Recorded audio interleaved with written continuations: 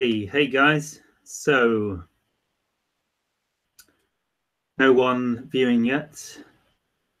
I'm a bit late tonight. I'm like 36 minutes late, so see if that affects how many viewers we get. So yeah, a few announcements while we're waiting for the viewers to log in. So I've started doing coaching sessions alongside my channeling sessions because I've discovered this new gift, I guess you could call it. I've started being able to really connect in with people's soul and tune into like what their life purpose and calling is. What I do is through looking into your eyes and just connecting through looking into each other's eyes. So what I do online is I look into the webcam and you look into my eyes, and I can see your like soul aspects, your like counterparts, like your true consciousness and like aspects of your soul that are relevant to this life, such as like extraterrestrial counterparts or past lives in Tibet or South America, or like whether you're connected to like the elemental kingdom or things like this. And I can really tune into those aspects of your soul consciousness that are most relevant to this life, which can give you a real deep insight of what gift you are here to bring to this reality, to bring to this earth plane. So I've started doing coaching sessions and they're available on my website. Balance this out with also assisting you build like websites. I'm really good like internet marketing and building online businesses and stuff. So like half of the coaching side is like assisting you to discover your life purpose, your calling, your highest excitement, and tuning into those aspects of your soul that are most relevant to this life, whether they be extraterrestrial or past lives in like South America, like I say. And so this is one thing I'm offering that's quite new, and I've been having a lot of success with it. It's really amazing, and I find it really exciting. I'm really passionate about this. So this is something I'm definitely going to pursue. I'm loving doing it, and it's helping a lot of people like find out what their life purpose and their calling is, or get a much clearer perspective of it. And I'm also doing weekly channeling sessions in Glastonbury. So if you know anyone in the UK near Glastonbury, point to my website, or if you're visiting. And yeah, so I think that'll do for today, spamming you out. So let's go over to the chat box and see if we have any questions. So you out. So let's go.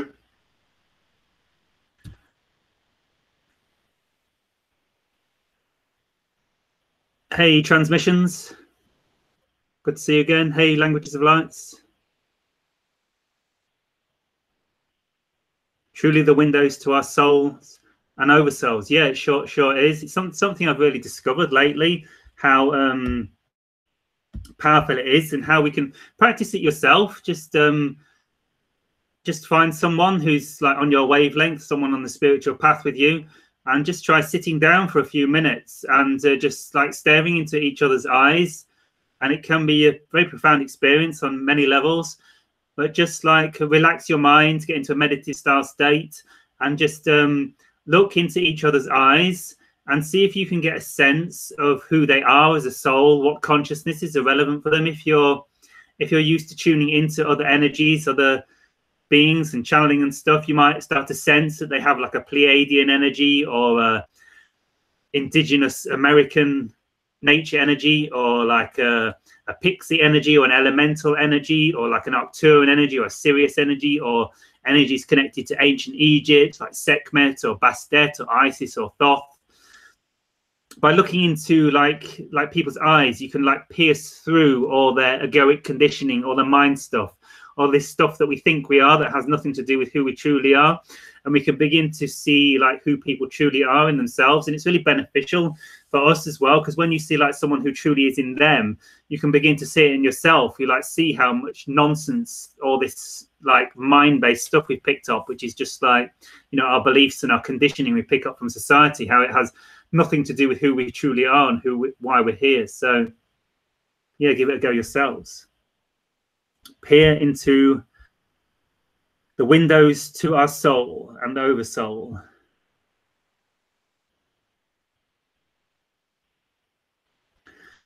Do you know when something will happen that will turn this planet to a better place? Like, I bet most people right now are in much pain, and I don't know how long this shall go on.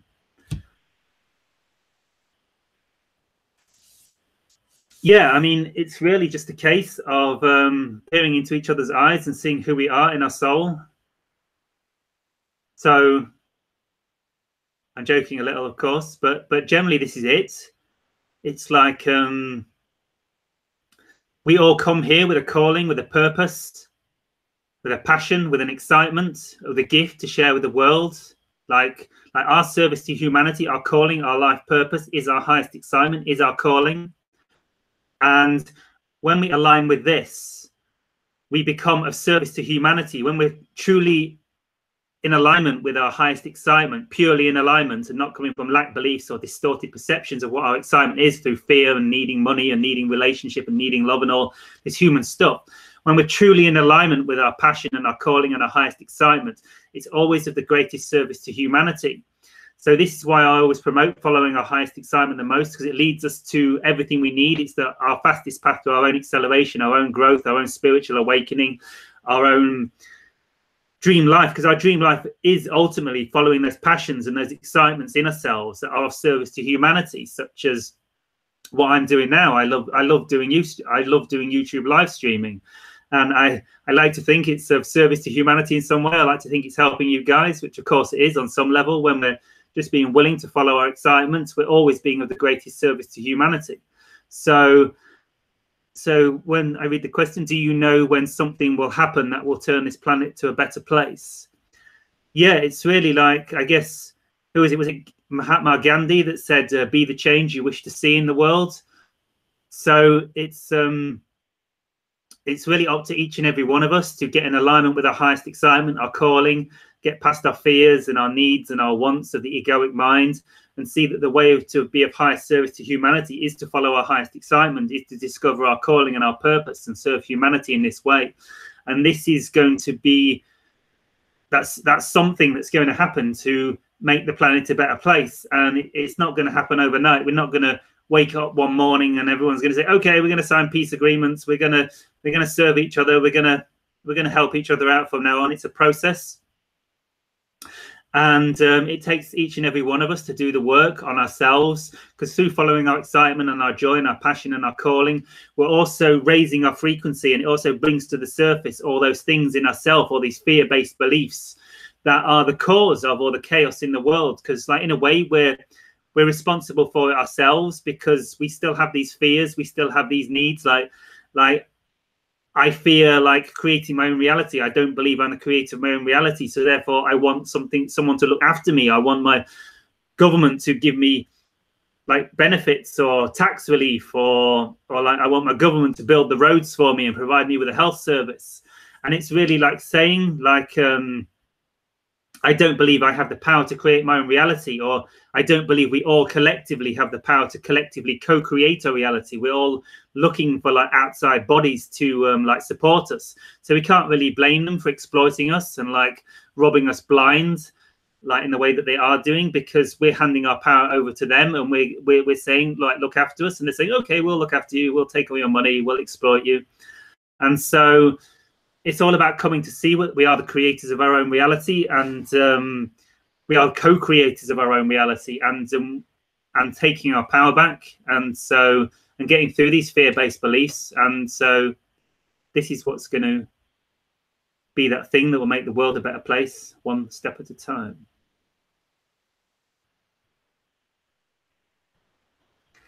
Do you feel the hetapod light coming through right now? I have no idea what a hetapod is. Perhaps you could expand on what the hetapod light is. Hetapod. I'm thinking it means like 12-dimensional light or something, but I don't know. That's sort of me trying to translate. Hetapod. Does that mean like, does heta mean like 16 or something? I don't know. Yeah, please expand what you mean by hetapod light.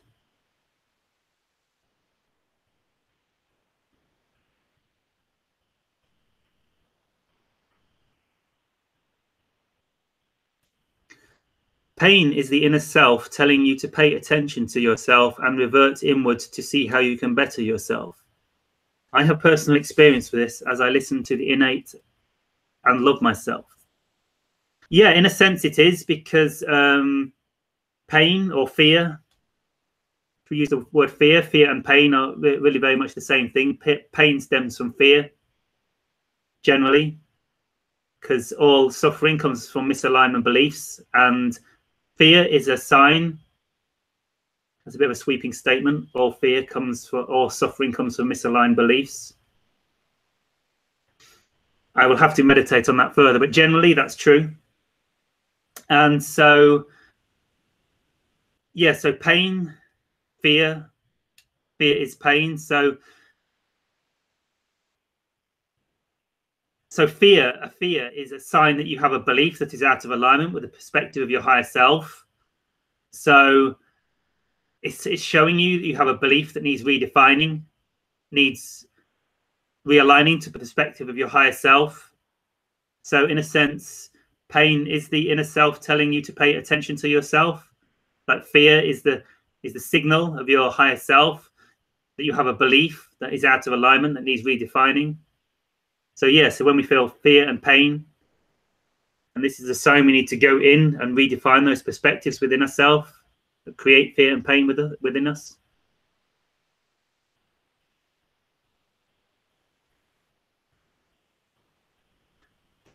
Yeah, I don't know what a heptapod is either. Hepta, does hept mean seven? Seventh dimension, seven. Yeah, a species of being with very high densities. So going back to the original question, do you feel the heptapod lights coming through now? A species of being that are in higher densities of the universe and communicate in a language in quantum sense of Phi, as I have felt. Yeah, so I guess you're referring to like higher density beings, like because heptapods, I think hepta means seven, is that correct? And there are 7 densities of like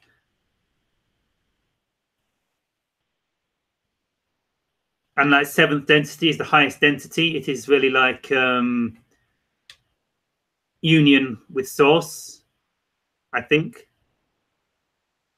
A sort of very certainly, yeah. So if there's 7 densities, 7th density would be pure union with source consciousness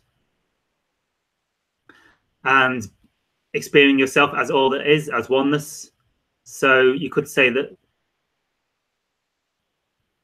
So you could say that 7th density is the highest state of consciousness, and so a 7th density being. So a species of beings that are in higher densities of the universe, brackets S, universe is, and communicate in a language in quantum sense of Phi, as I have felt. So yeah, so that makes sense to me. So Phi is the golden ratio and is the like geometry of creation. So yeah, so this sort of makes sense. Like, of course, the golden ratio, I'm sure, is hold on, let me get my screen up so I can see where I'm holding my pyramid. Yeah, so like Phi relates to sacred geometry, and sacred geometry holds a very high consciousness. This is why I use this pyramid because it holds the frequency of like pure consciousness, because sacred geometry is the building blocks of creation. And this is why the Egyptians built their entire society, or certainly the high initiatic society of Egypt, ancient Egypt, built its entire creation, all the temples, all the pyramids, on the basis of sacred geometry, because they were understanding that they were working in harmony with the pure consciousness of creation. And like when building like temples and pyramids to the principles of sacred geometry, Phi, the golden ratio, and all this stuff, they were working with the geometry of creation. They were working with the mathematics of creation, and it imbues the frequency of divine consciousness, of perhaps seventh density, as you're saying, like pure awareness, pure consciousness, pure bliss, Satchitananda, consciousness, awareness, consciousness, bliss, something like that, Satchitananda, bliss. And you can sense it in this pyramid, perhaps. You can perhaps sense the high frequency energy. Yeah, and this consciousness is definitely coming back into the planet, this pure energy, this pure consciousness, and we can work with sacred geometry to tune into these frequencies. So yeah, I do feel that I think sort of, I guess this energy that I sense in this pyramid is that consciousness that you are pointing to. Let me know if that makes sense and if that answers your question.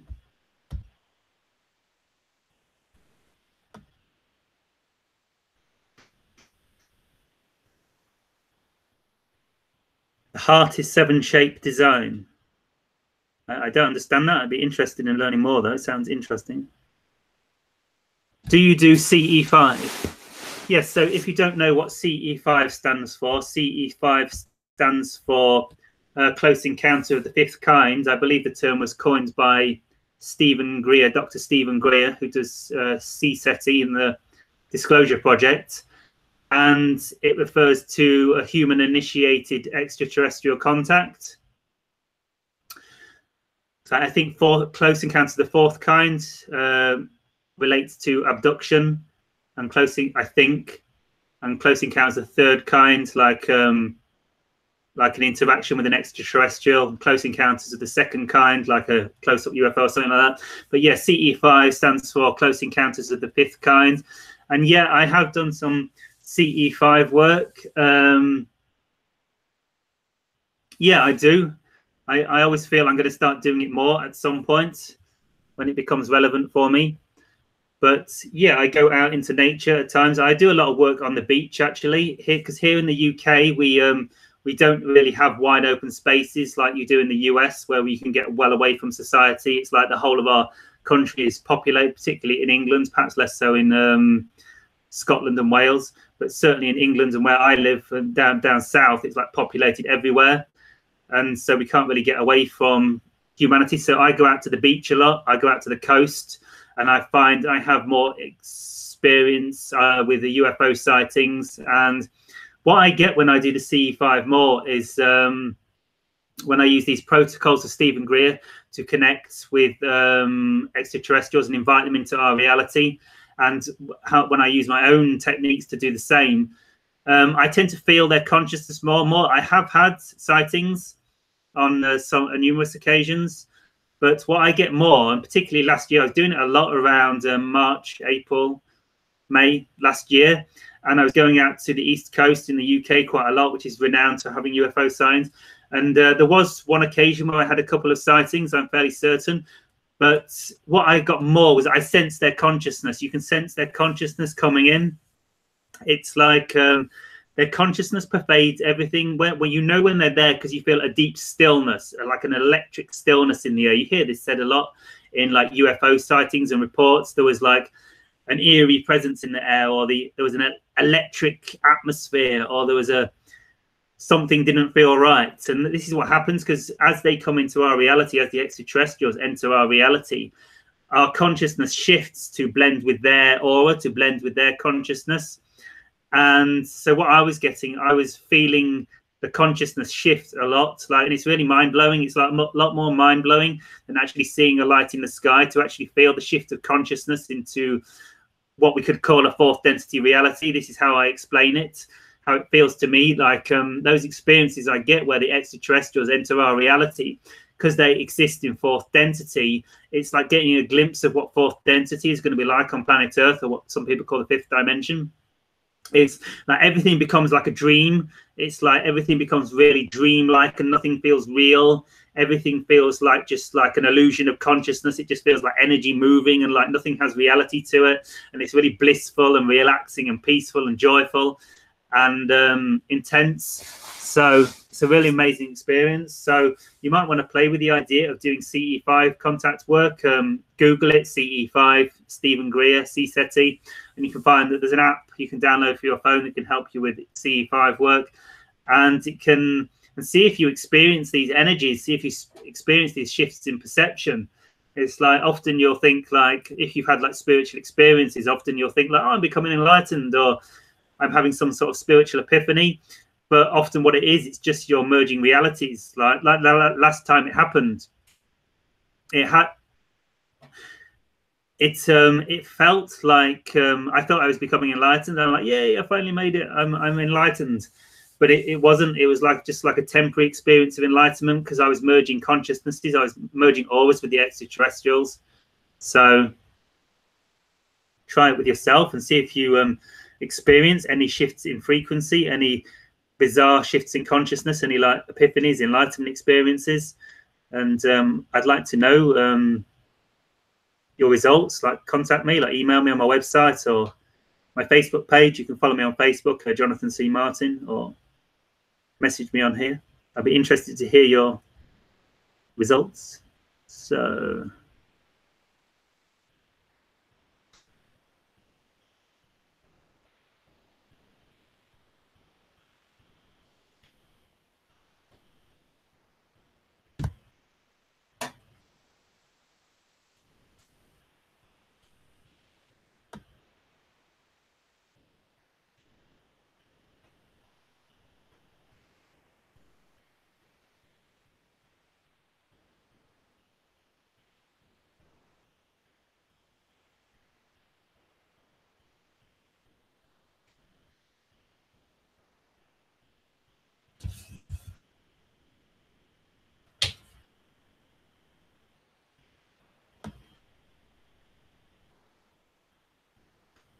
how very synchronous of you, Ian.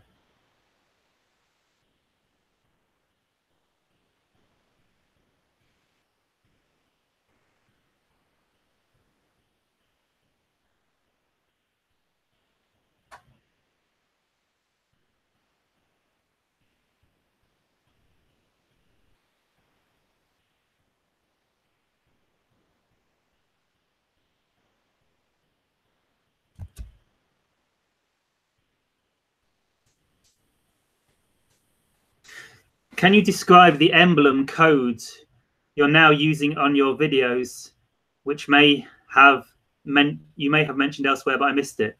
Yeah, the logo. You can probably see it in the bottom right hand corner of this video. That's my logo that I designed. Yeah, it's quite interesting how I came about that. It was after I had a UFO experience, much like I was just described. I did see the light.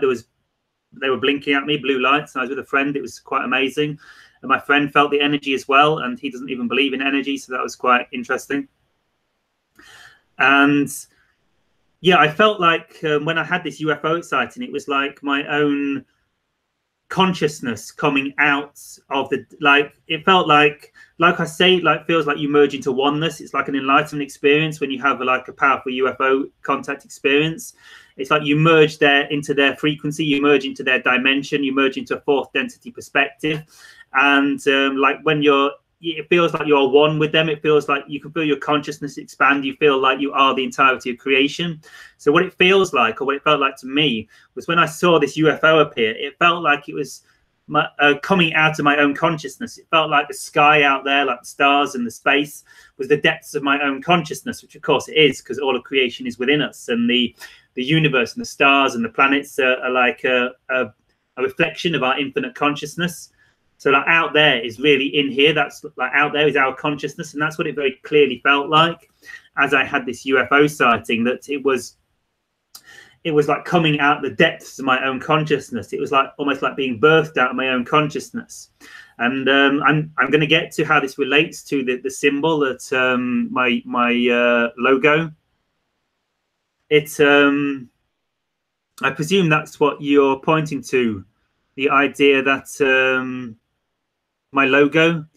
Can you describe the emblem codes you're now using on your vids? You may have mentioned elsewhere. I presume you mean my logo emblem. Yeah, it's yeah. So, and I was researching a lot of sacred geometry at the time, and the flower of life. And I was researching like the Vesica Pisces, and how the Vesica Pisces symbolizes sort of like the birthing of consciousness. It can be sometimes symbolizes like like the divine feminine womb, like consciousness birthed out the divine feminine, and it can go very deep into this. But it sort of symbolizes the birthing of consciousness, I believe, the Vesica Pisces. And it sort of represented to me this experience I was having of experiencing my own, like the UFO being my own consciousness, like the UFO coming out of the depths of my own consciousness, like my consciousness being out there in the universe, and like the UFO coming out of my own consciousness, coming out of the most enlightened space of my own consciousness as a reflection of my own self, my own awakening.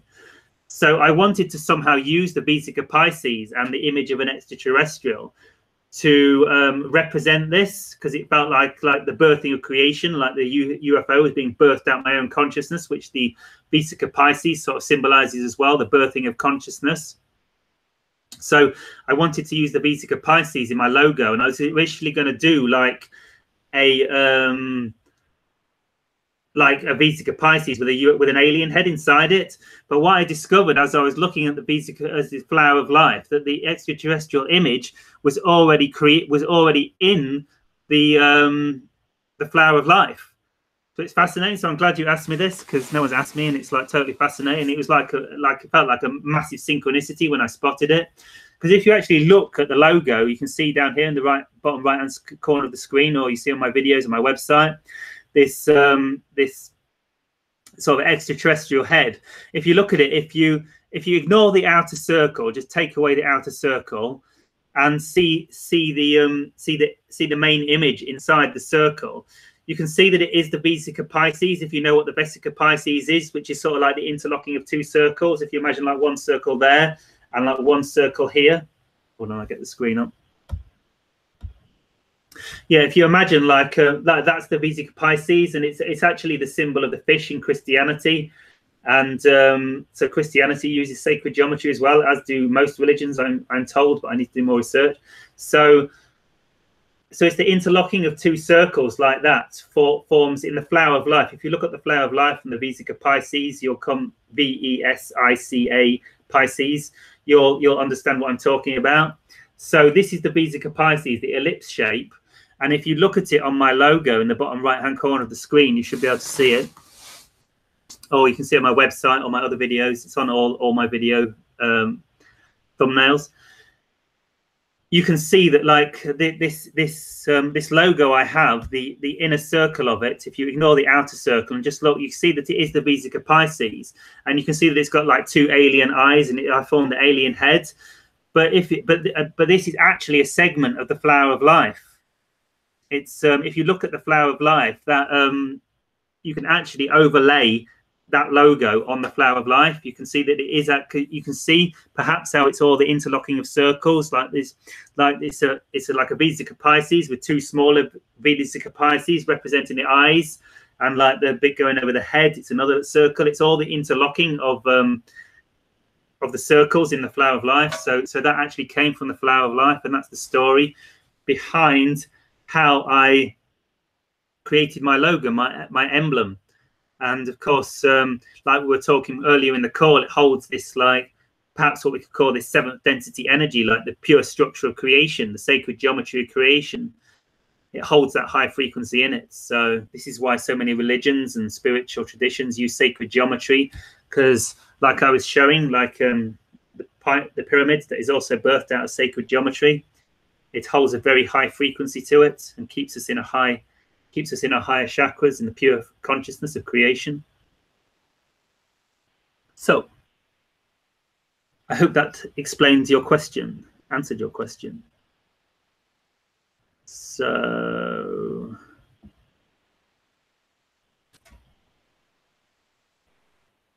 hi Jonathan, how ETs view psychedelics like psilocybin and mushrooms?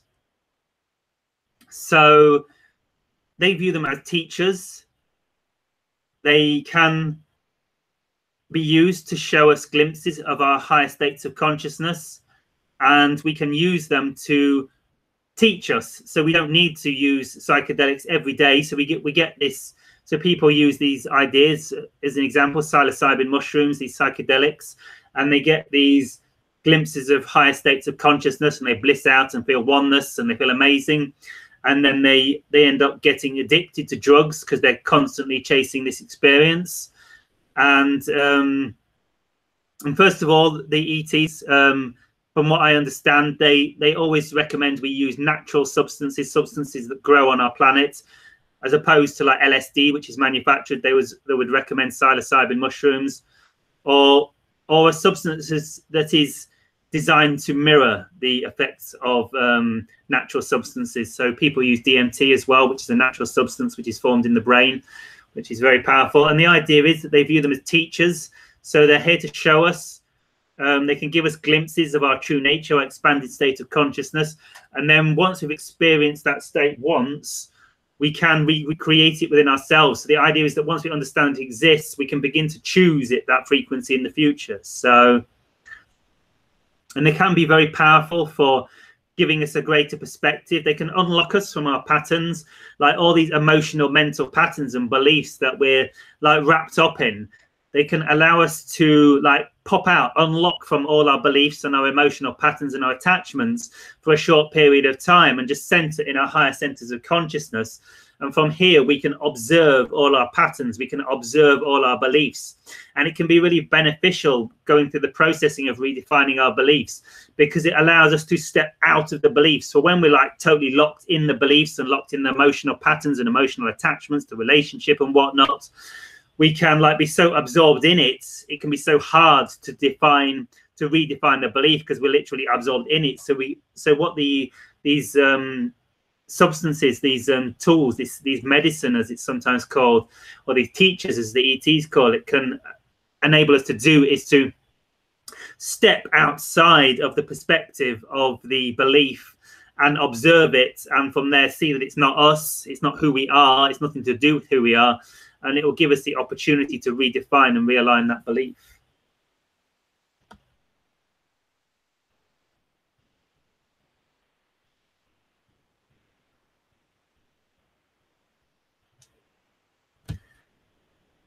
Yeah, just someone pointing to the fact that Stephen Greer has a documentary out on Netflix called Unacknowledged, and I think, awesome that it's on Netflix. Yeah, Unacknowledged is brilliant. It's a great entry point into the UFO phenomena for people that don't know much about it, and it's really fascinating for people that do as well. I thought Unacknowledged was brilliant. I thought it was really good. Perhaps even better than Sirius, which is his previous documentary, which is awesome as well. But yeah, I thoroughly loved Unacknowledged. I might even watch it again. I've got it. I bought it on YouTube.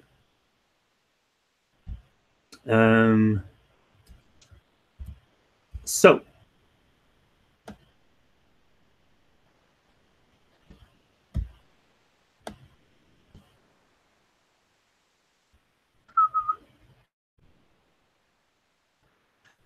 heptapod beings do have a different view of the universes, and it sometimes give you an awfulness at first.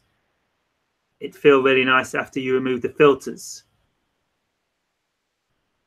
Yeah, I mean, the idea is like any spiritual transformation. We go up into these higher centers of consciousness. We transcend into our higher chakras, and we become enlightened. We get these blissful experiences, these blissful states.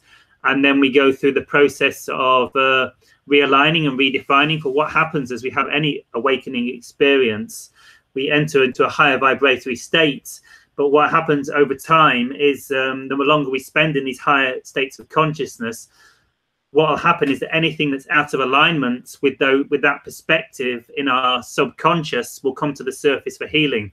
And this is why often people going through rapid spiritual transformations can become very depressed, very emotionally unbalanced, or in extreme cases suffer from mental illness and end up in insane asylums.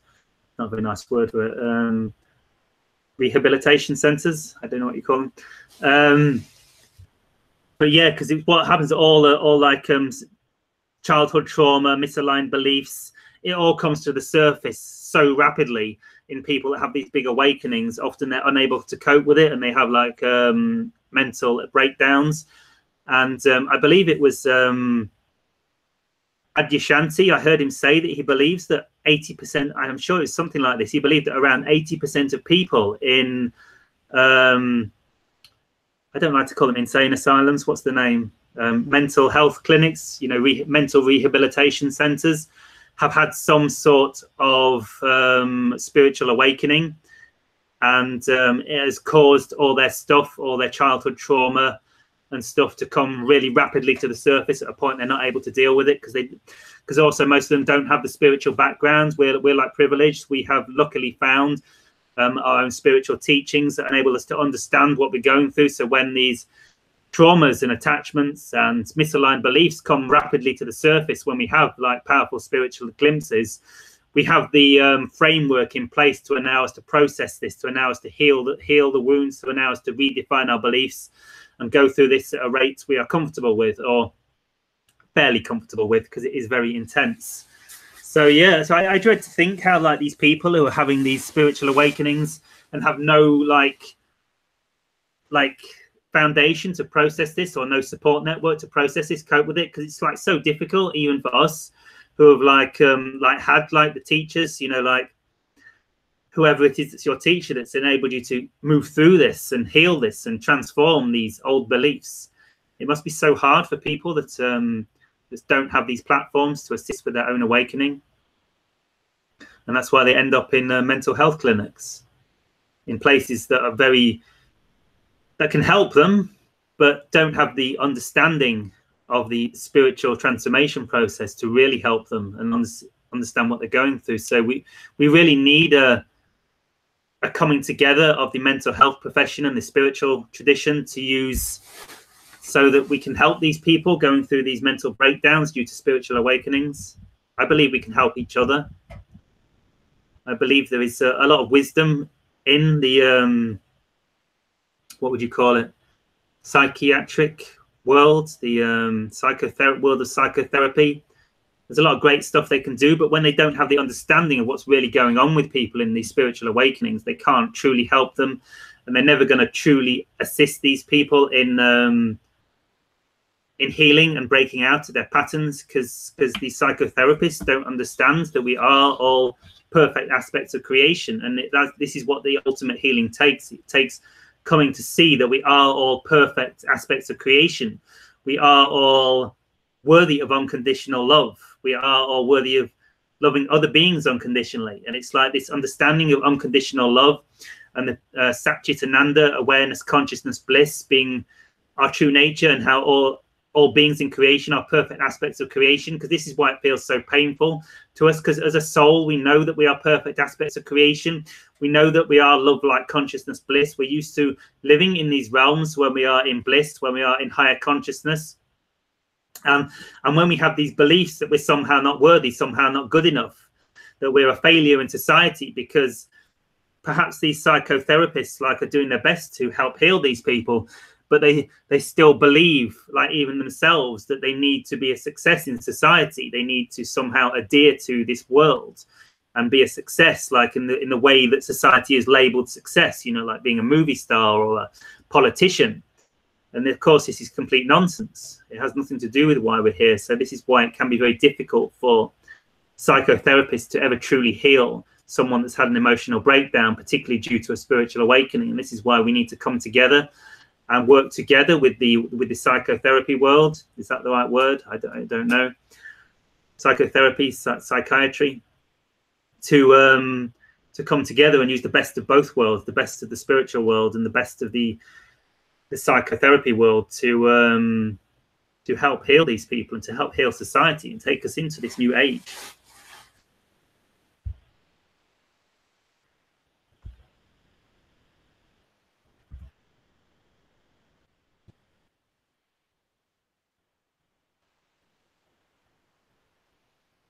Nice previous video about the glitch. It was very profound, Jonathan. Yeah, check out that video if you hadn't seen it. I uploaded a video to my YouTube channel yesterday of a glitch. I was in a channeling session with a client, and he sent me a recording from his end of what he was seeing, and the video was glitching out, and the image of an extraterrestrial, looked quite similar to the Yael or a Zeta Gray, was appearing in the like overlaying on my face. It's like the extraterrestrial consciousness started to like appear in the video.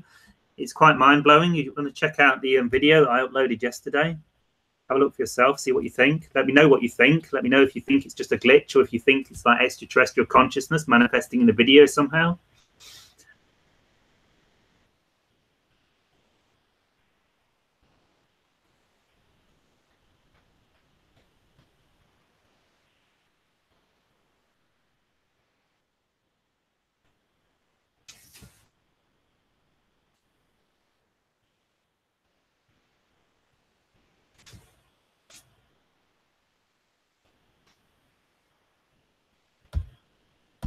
Just concerned my bean bag is going to melt. The fire is getting very hot.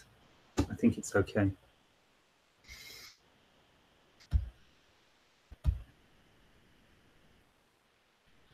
Fire is getting very hot. Isn't that symbolic of where we're at now? Because in Eastern traditions, they talk about burning up our stuff. And we're all going through such a burning process at the minute. Such an emotional, physical, mental, spiritual transformation. The fire of satsang.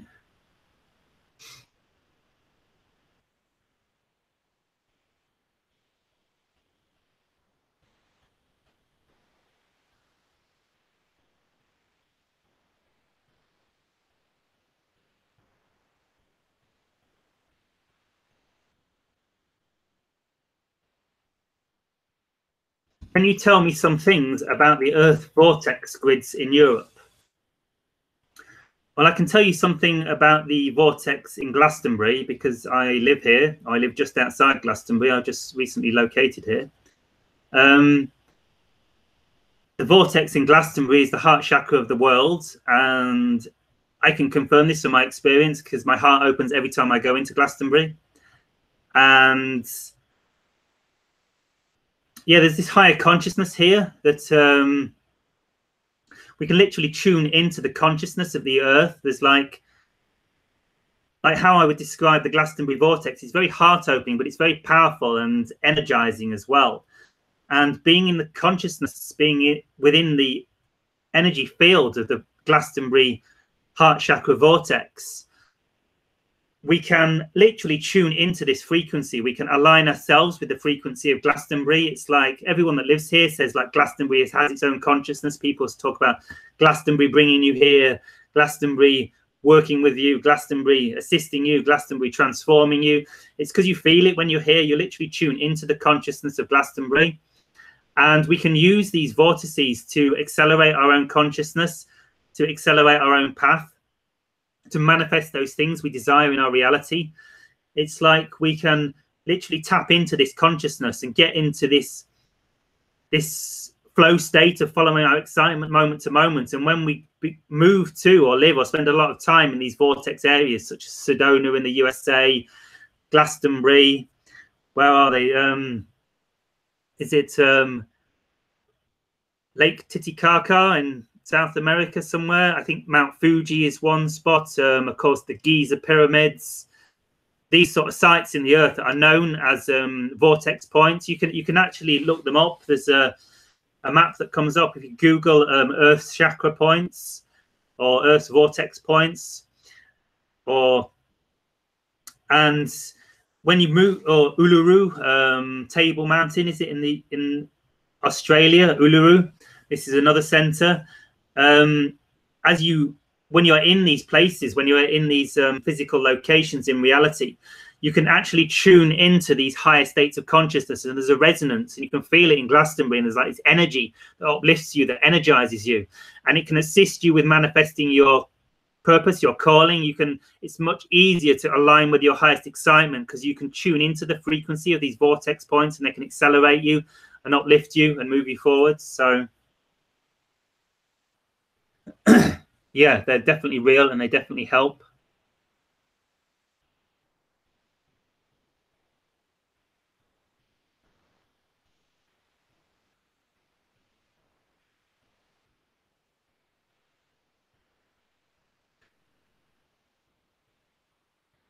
Yes, I heard often to speak to my innate, or what it's called exactly. If you talk bad to yourself, you create it.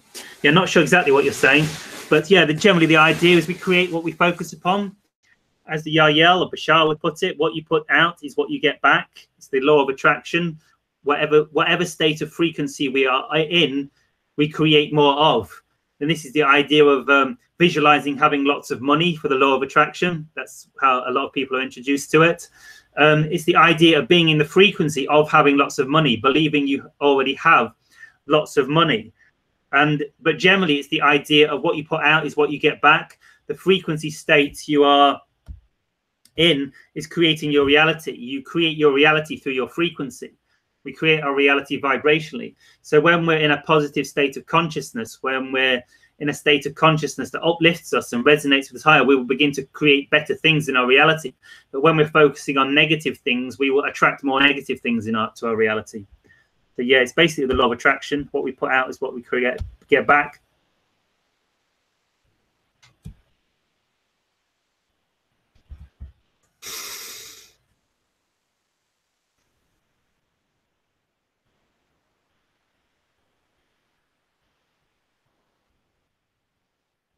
Jonathan, I had a dream where two greys approached me wearing black business suits. I felt love, but wondered if the Yahyel have any light they could shed on what the co-creation with them was about.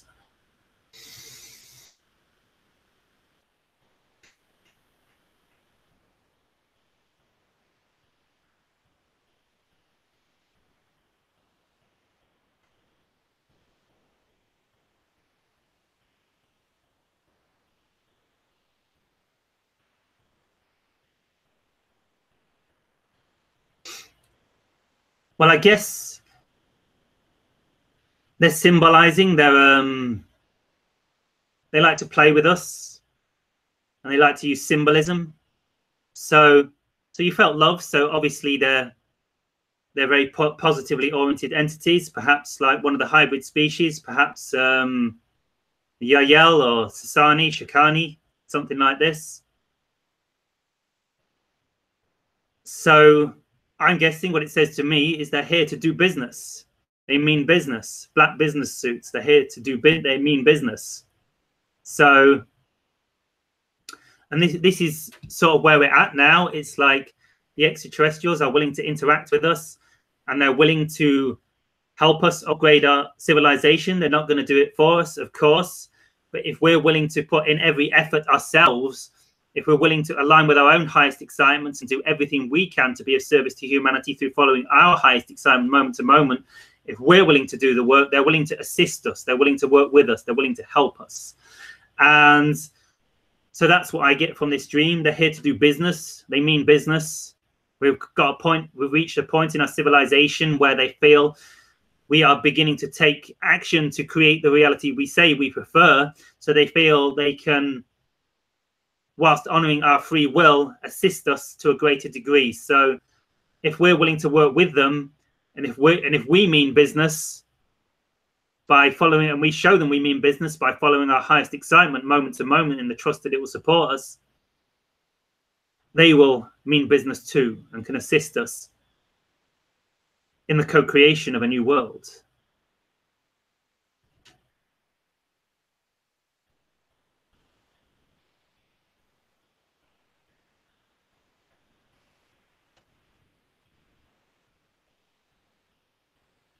Yeah, I feel often when people are going through severe depression and the doctors are not able to help, it's because certainly as the Yahyel and Bashar share, the negative states are due to being out of alignment with a higher self. The more aligned we are with a higher perspective, the more we're following our highest excitement, and the more we begin to redefine our beliefs to align with the perspective of our higher self, the more uplifting, the more blissful, the more euphoric states of consciousness we enter. And usually I think depression can be an opportunity to see that we're out of alignment. We're not in the perspective of our higher selves. Your friend probably has a lot of out of alignment belief systems, such as his beliefs are not aligned to the perspective, most likely, because most humans are not aligned to the perspective of I'm a perfect aspect of creation. I deserve all the unconditional loving creation because I am a perfect aspect. I am deserving. I am worthy. I am perfect. I am lovable. All things are good, all things are great. I deserve to manifest in my reality that which I deserve to manifest in my reality. I'm deserving, I am worthy, I am great, I am perfect, I am infinite, I am immortal, I am bliss, I am consciousness. See, it's likely when people are feeling depressed that they don't have these perspectives, that their perspectives are aligned to the opposite, to the polar opposite. And from my perspective, from my experience, as we begin to realign our beliefs to, I am the creator of my reality, I am worthy of bliss, I am worthy of love, I am worthy of all things I desire, I'm a perfect aspect of creation, I'm great, I'm perfect, I'm amazing, I love myself. As we begin to align our perspectives to these perspectives, which are more aligned with the perspective of our higher self, we begin to experience more love, we begin to experience more bliss, we begin to experience more joy, more excitement, more acceleration, more abundance, more expansion, more creativity, all these positive creations. So very often depression is due to being out of alignment with the perspective of our higher selves. And this is why psychiatric health can only take us so far, because a lot of psychiatrists don't understand this.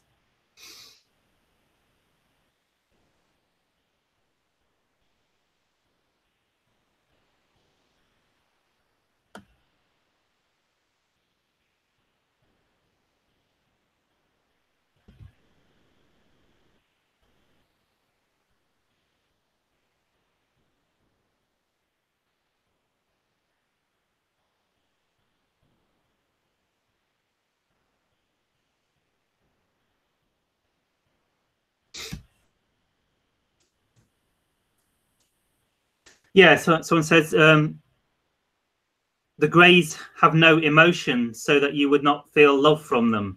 And yeah, this is why I felt it was most likely the Yaels or the Sasani, because the greys, I don't know. I have heard people talking about feeling emotion from the Zeta greys as well.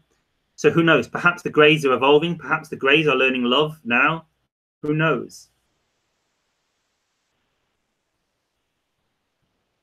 I'd be interested to hear if anyone's had interaction with the greys, with the Zeta greys, if they are beginning to experience love from them.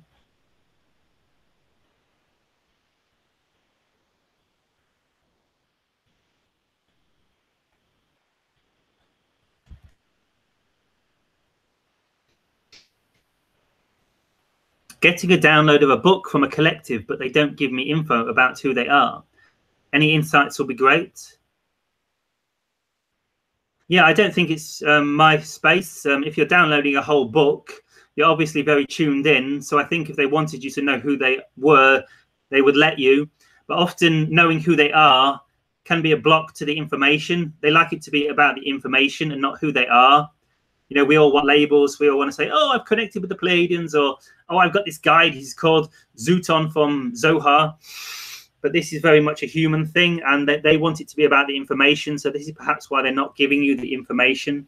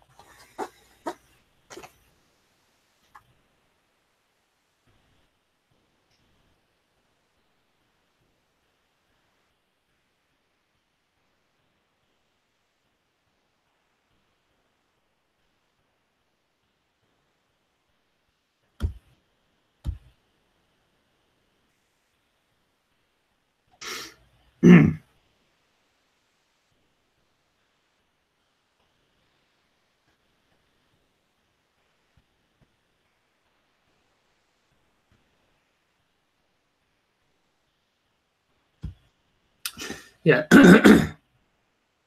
Also, regarding the depression, don't forget about the ascension process and your vibration making the alignment adjustments to the higher frequency will cause the depression, as I found out. Yes, so this is what happens as our frequency rises. We raise to the surface those out of alignment perspectives of ourself, these lack of self-worth beliefs, these fears of being supported, these expressions associated with our lower chakras. And yeah.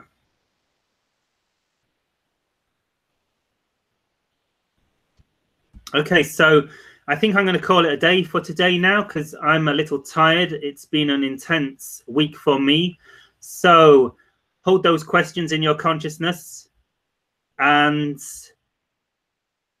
I will be back next week, same time next week. So see you all next week, 6 p.m. Tuesday.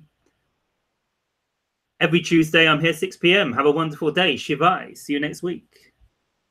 Go over to the chat box and see if we have any questions.